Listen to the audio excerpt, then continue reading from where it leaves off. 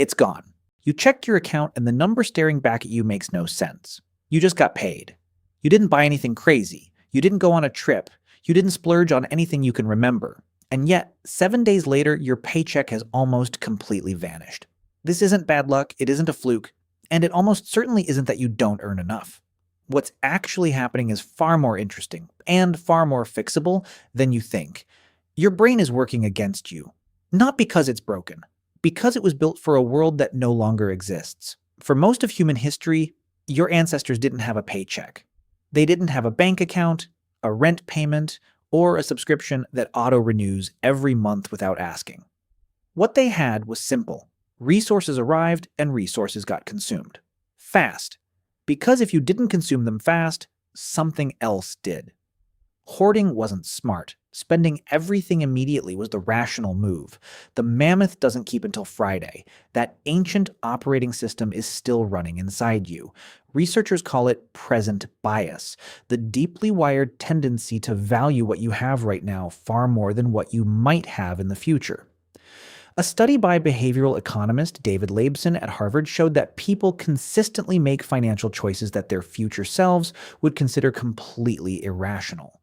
When you see money in your account, something in your brain reads it as available, as meat on the table, and the instinct fires. Use it. This is why your paycheck doesn't last 7 days. Not because you're irresponsible, because you're human. But here's the part that's easy to miss. Present bias is only one layer of the problem. The other layer is something called lifestyle creep, and it moves so slowly you almost never see it happening. Think back to what you spent money on 2 years ago, 3 years ago, 5. Now think about what you spend money on today. The amounts are probably larger, the categories are probably more numerous, but your sense of what's normal has expanded at exactly the same rate, which means you never feel like you're spending more, even when you are spending dramatically more. You adapted to each new spending level so smoothly that it became invisible. The psychologist Philip Brickman studied this phenomenon decades ago. He found that humans have a remarkable capacity to normalize almost any new reality, positive or negative, and then return to a baseline emotional state. You got a raise. For a few weeks it felt like more money. Then your brain recalibrated what normal looked like, and suddenly that raise was already accounted for, already spoken for, already gone before it arrived. So your paycheck disappears in 2 stages. First, the ancient brain consumes what's visible. Then, the adapted brain makes sure the baseline for enough has already crept up past your income. These 2 forces together form a trap that most people never name, which means most people never escape it. Let's break down exactly how it happens in real time. The moment your paycheck lands, several invisible forces activate simultaneously. The first is mental accounting, a concept documented thoroughly by Nobel Prize-winning economist Richard Thaler. Your brain doesn't actually process money as a single unified pool. It splits money into invisible categories. What's for bills, what's for food, what feels extra. The problem is this accounting is fuzzy. The money that feels extra gets spent, often within hours, not on one thing, on 20 small things, each of which felt completely reasonable in the moment. You got coffee. You clicked buy on something you'd been looking at. You ordered food because it was late and you were tired. You paid for parking. You sent money to a friend for that thing from last month. None of these felt like decisions. They barely registered as events, but they were all money leaving and your brain logged none of them as significant because individually they weren't. This is the invisibility problem. Your brain tracks large purchases. It does not naturally track the accumulation of small ones. And in the modern economy, the entire architecture of spending is designed around small, frictionless, forgettable transactions. Apps, subscriptions, tap to pay, one-click checkout, these are not conveniences. They are friction removal tools. And friction, it turns out, is the only thing that ever slowed you down from spending. Here's something that might feel uncomfortable. You probably don't know right now how much money left your account this week. Not the exact number. You might know roughly, but you almost certainly cannot account for every transaction. Research from the financial advisory field consistently shows that people underestimate their monthly spending by 20 to 30% on average. Not because they're lying, Because the brain doesn't store spending information the way a spreadsheet does, it stores feelings. And most of those purchases felt either neutral or good, which means they don't flag as problems until you look at the balance. And then you look at the balance. Now you know why your paycheck disappears. But knowing the cause is only useful if it leads somewhere. So here's what actually changes the pattern. The single most powerful shift isn't a budgeting app. It isn't a savings goal. It isn't a spreadsheet. It's the moment you stop managing money reactively, looking at what's left, and start managing it proactively, deciding what it does before you can touch it.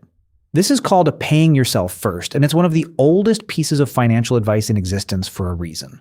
The idea is simple. When your paycheck arrives, the very first transaction isn't rent, isn't food, isn't anything. It's a transfer to a savings account, a separate account, somewhere your brain doesn't register as immediately accessible.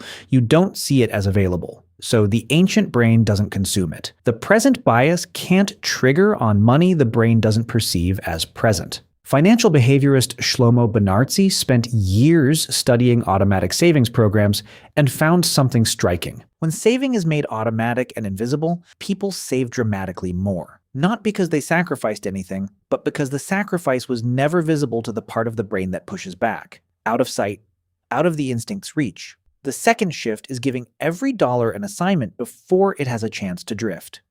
This doesn't mean obsessing over categories or building a complex system. It means that when your paycheck lands, you spend 15 minutes deciding where it goes: rent, groceries, transport, a small discretionary amount, and then what's left goes somewhere with a barrier. Not because you're punishing yourself, because friction is your friend.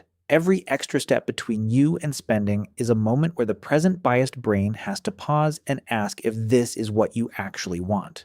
The third shift is the most counterintuitive.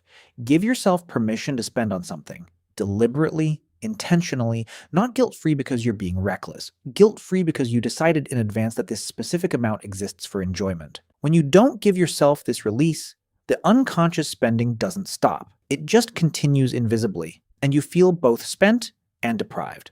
When you give yourself a deliberate allowance, the brain's appetite for consumption gets channeled into something you can actually see and account for.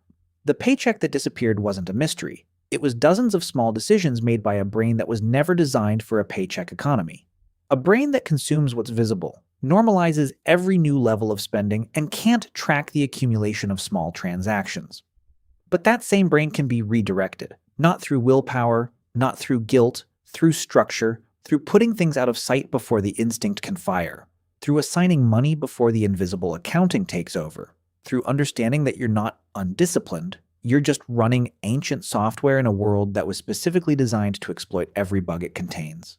Tonight, when your next paycheck arrives, your brain will read that number and feel the same old pull, the same appetite, the same sense that the resources are here and available and should be used.